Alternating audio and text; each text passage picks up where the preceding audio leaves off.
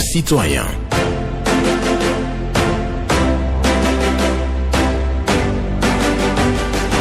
Parole aux citoyens. Honoré Naoum.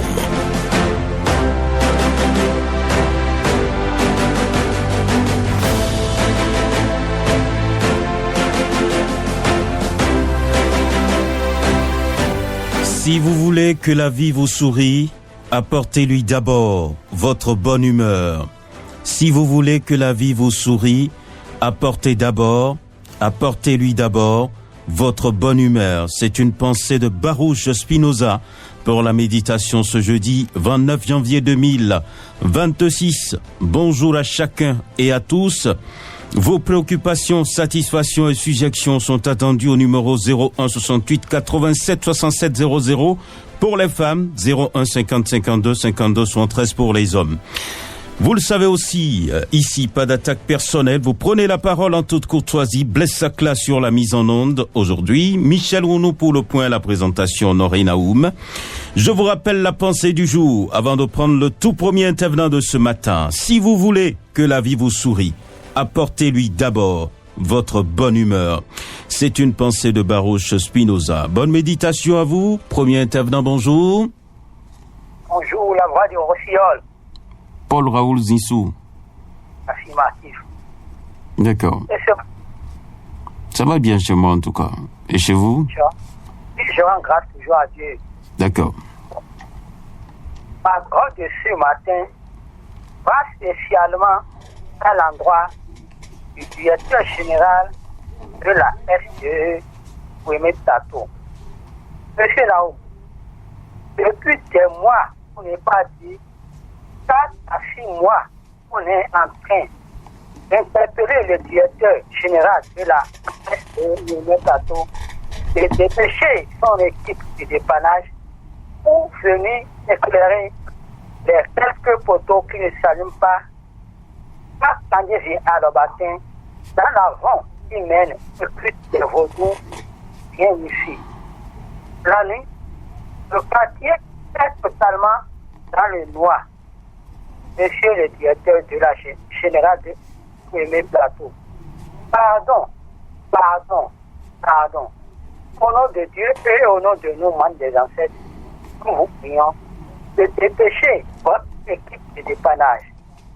Comme Radio Cotonou n'est pas écouté à Porte-Nouveau, si quelqu'un peut lui charger le message, ça serait très bon.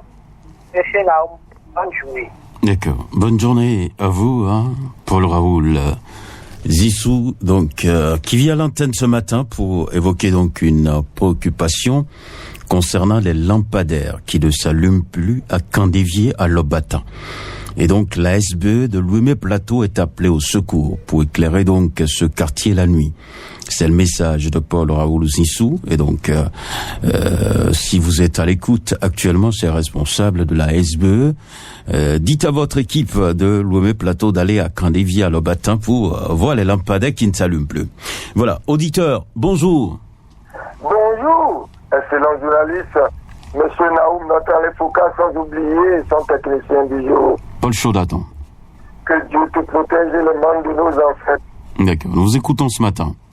Merci. La première préoccupation, je continue de demander, parce que j'ai encore sillonné les zones de Zongo ce matin, j'ai l'impression que la mairie n'est pas encore informée, ni la police sanitaire et la police républicaine, de mettre de l'ordre dans ce quartier-là.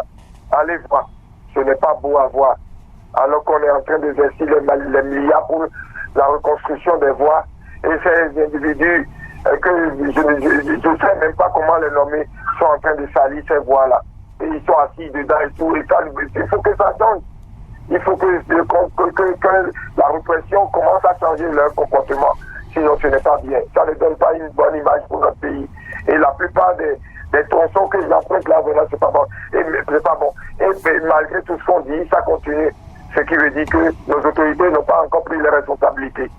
Donc c'est ça. Donc commencez, et quand vous allez commencer à frapper dur là, je pense qu'ils vont cesser. Ainsi que les trottoirs qui sont occupés lors des prières là, et les ablutions sur les trottoirs, ce n'est pas bon. Et on crache partout, alors qu'on parle de maladies, d'hépatite et d'autres microbes. ce n'est pas bien. Donc prenez vos responsabilités. L'autre sujet, je continue de dire à nos chers citoyens dans la circulation, les dégâts sont énormes. Alors que vous parlez de la morosité économique et vous allez encore investir à l'hôpital, respecter les règles de la circulation. Pour ceux qui portent des coups aux femmes là, attention, sinon vous risquez de tomber sur le coup de la loi. Beaucoup sont traduits devant les juridictions à cause de ça. Paul Choulaton, vous remercie, bonne nouvelle. D'accord. Merci beaucoup à vous, Paul Choulaton, qui est de passage ce matin pour rappeler sa préoccupation concernant l'insalubrité à Zongo. Le quartier Zongo, il y a des efforts à faire là-bas. On a donc fait des infrastructures. De l'autre côté, mais l'entretien, ça pose problème. Et oui, les populations sont interpellées. Occupation des trottoirs à Cotonou. Et oui, c'est évoqué également par Paul Choulaton. Respect des règles de sécurité routière, c'est important pour éviter les accidents de route. Et il dit aux hommes, ne portez jamais de coups aux femmes. C'est interdit et vous allez vous retrouver en difficulté si vous osez, tout simplement. Bonjour. Oui, bonjour, Benjamin Naoum. Oui, votre nom? Oui, grand taille de journaliste, monsieur Hubert Fanou. D'accord, nous écoutons monsieur Hubert Fanou. Oui, monsieur Naoum, je demande au chef de l'État de donner au l'ordre, les gens de ce nombre de donner de l'eau à tout le monde. Mais nous, à Togbe, à Tchagoudou-Kodi, on n'a pas de l'eau. Et on a envie de faire dragage, nos puits sont salés. Et ça devient vert. Donc je demande tellement le directeur de SONEB, si on dit qu'il a de l'eau à Togbe, c'est faux. Ce qu'ils ont fait en ce temps-là, c'est les gens qui sont des toits qui on a donné des ventes de l'eau dans les...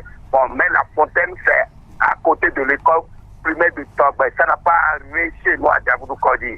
Deuxième provocation, je demande au chef de l'État de donner l'ordre aux maires de faire les recasements et lotissements. Parce que nous avons déjà payé, nous avons les reçus de mutation dans la main.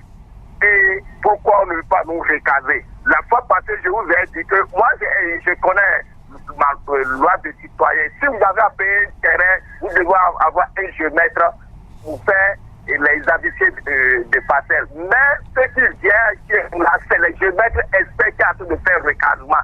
Je ne mens pas, je ne dois pas faire la diffamation sur eux. Si c'est faux, je peux appeler les noms. Je suis un citoyen de le quartier que je vois ce qui se passe, que le recasement se fait en clado. Ce que je vais dire, Nao Béjanamo, il a deux voisins. L'autre est dans, comme on appelle, association, on a recasé lui, mais on a recasé le monsieur. Si c'est faux, descendez. Moi, je suis à ma retraite anticipée. Venez voir ce que je suis en train de dire. D'accord. Ce n'est pas pour que le chef de l'État prend la mesure de recasement. D'accord. Merci beaucoup à vous, Hubert Fanou, pour votre préoccupation. Lui qui dit à Togbin, il manque d'eau. La SONEB doit pouvoir donc alimenter cette zone-là et donner de l'eau à tous les citoyens béninois. Et oui, il va également au niveau de, toujours à Togbin, il parle de lotissement qui est nécessaire. Le gouvernement doit donner le OK pour qu'on puisse recaser les gens. C'est une préoccupation évoquée par Hubert Fanou.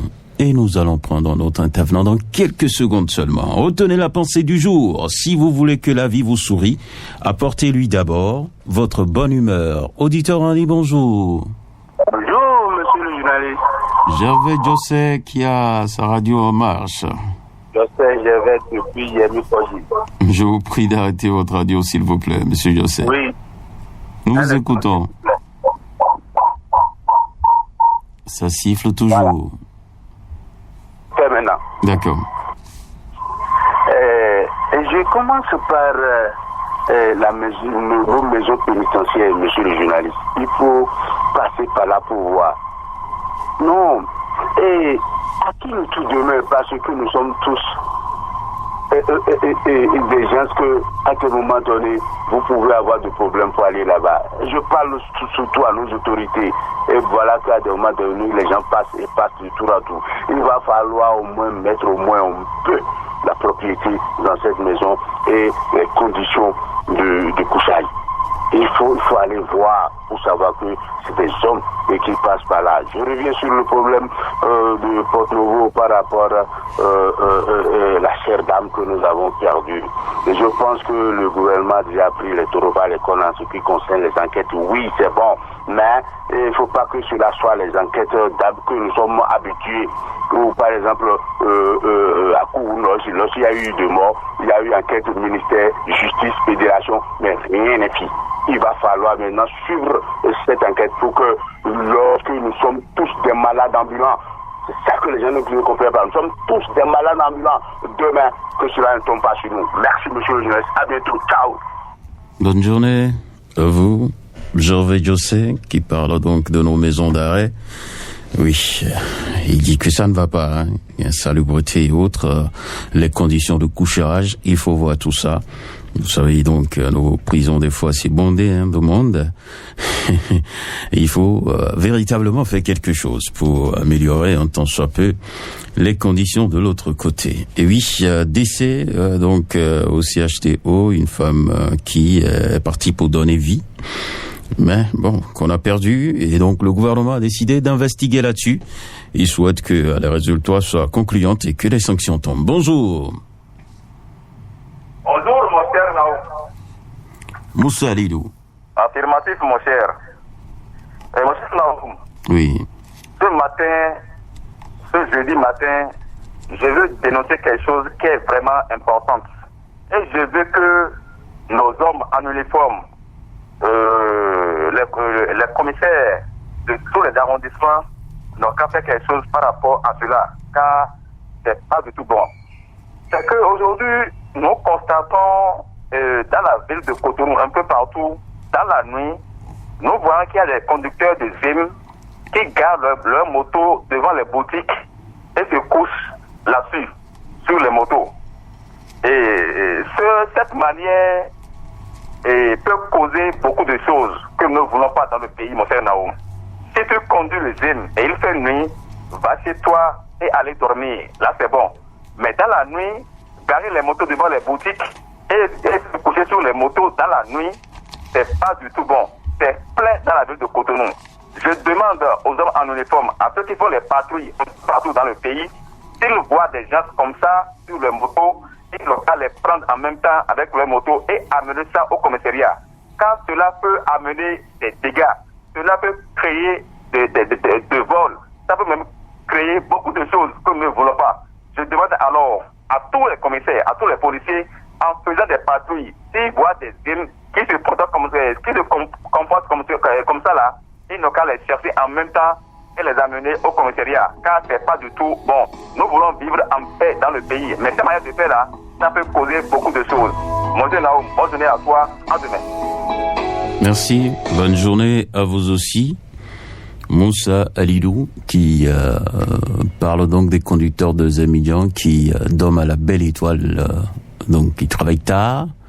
Au lieu de rentrer, ils restent donc dans la ville et trouvent un coin, et gare, et montent sur la moto et commencent à dormir.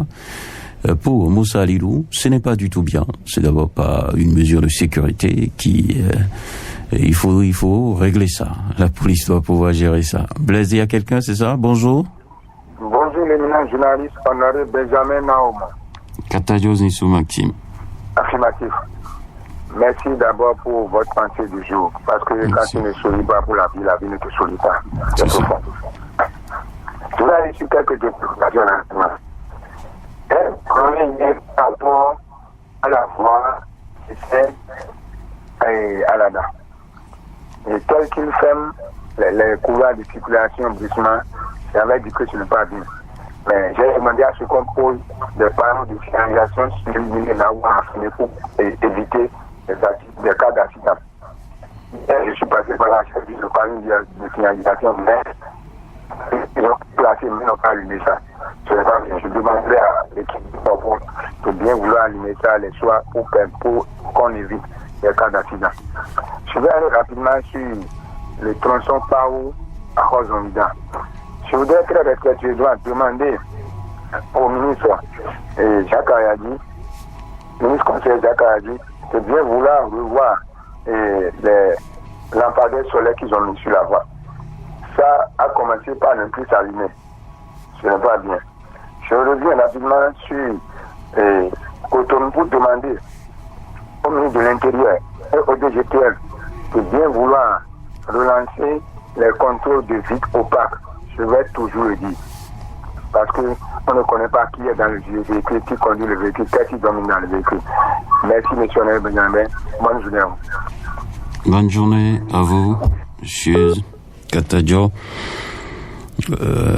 Les voies qui sont en chantier, il faut mettre des balises qui s'allument, des panneaux pour faciliter le trafic sur la route d'Alada. C'est la route qui mène vers Glodibé jusqu'à Alada. Donc les chantiers sont en cours, il faut mettre les panneaux de signalisation pour faciliter la tâche aux usagers, éviter les accidents de circulation. Oui, la voie de Godomé-Ouida, donc éclairage public la nuit. Il paraît qu'il y a des lampadaires qui ne s'allument plus, donc malgré donc de nouvelles installations. Il y a aussi un contrôle de vitres opaques. Il insiste là-dessus. Il souhaite qu'on puisse entamer la répression. Auditeur en ligne, quelqu'un là? Bonjour Ben. Oui. Mathieu, ton nom. Affirmatif. Et c'est vous? Ça va bien. Et vous-même? Nous rendons grâce à l'Éternel des armées, malgré tout. Nous vous écoutons. Merci beaucoup. Honoré Benjamin, je viens ce matin sur Radio Cotonou porter la connaissance de l'opinion nationale et internationale. Nous avions écouté le résumé du Conseil des ministres d'hier qui se sont penchés sur, comment dirais-je, les salaires impayés des travailleurs dans le musée public. C'est une bonne chose. Mais ce que je viens ce matin dénoncer, pourquoi depuis pas longtemps que nous dénonçons le cas de ces entrepreneurs locaux qui ont réalisé des pistes désertes au profit de l'État depuis des années qui ne sont pas payés.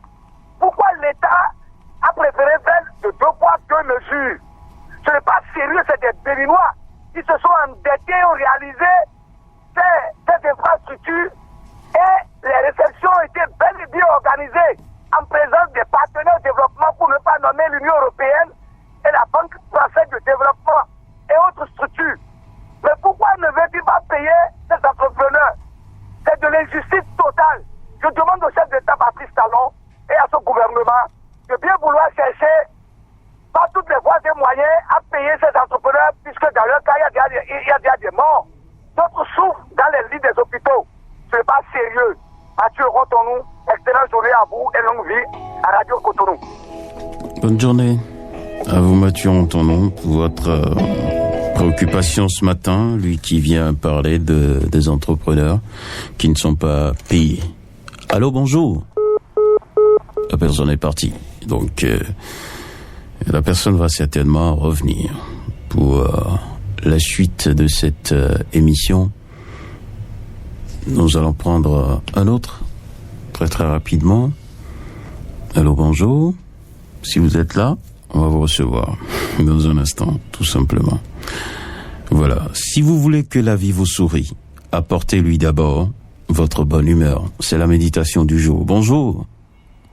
Monsieur Benjamin Naoum, bonjour. Madame Laura Tilogwe. Eh bien, c'est elle. D'accord. Comment vous allez? Je vais bien, et vous-même? Je rends grâce. D'accord. Merci pour la pensée du jour. Merci. Et bonjour aux hommes de l'ombre. D'accord. Monsieur Naoum, j'ai 2 préoccupations ce matin. La première, nous, usagers de Tantopa, nous voulons comprendre comment la NAGEP a travaillé pour qu'on ait autant de problèmes sur le terrain. Avec la SOGEMA, plus de 95% des usagers ont déjà un numéro. Et c'est sur ça que nous payons tous les fins du mois. Mais on ne comprend pas comment la NAGEP va travailler. Et jusqu'à présent, il y a des anciens du marché qui n'ont pas encore retrouvé leur nom. J'en fais partie. Que la NAGEP vient nous expliquer comment ça a été fait pour qu'on ait autant de problèmes.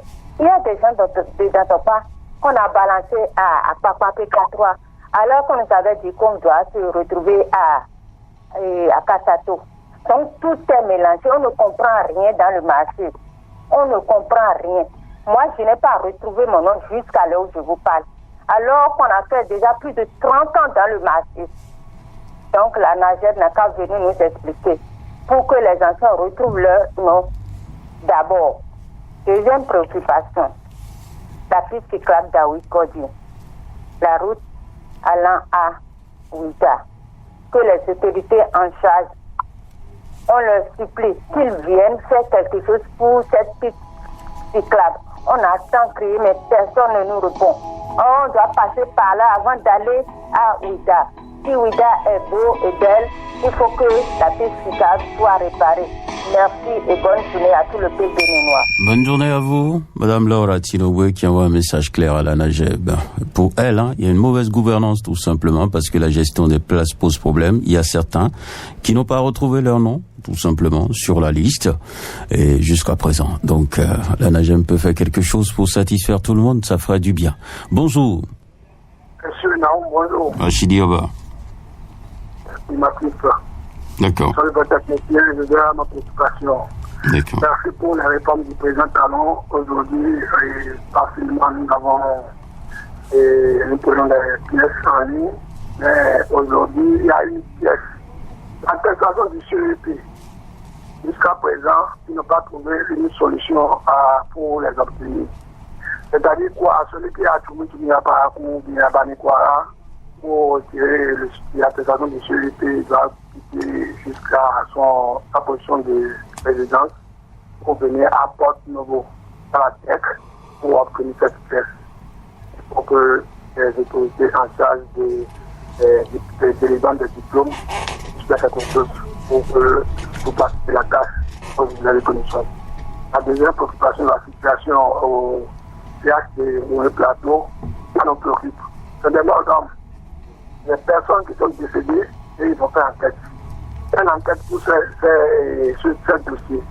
Et là, on va revenir en vie, point d'interrogation. Et pour finir, les décodeurs TNT, nous sommes toujours en attente pour les recevoir. Il y a quelque chose, la mairie de Cotonou n'a pas venu au créneau pour nous expliquer la situation. Et pour finir, M. Naoum, tous alignés, il faut inscrire les techniciens.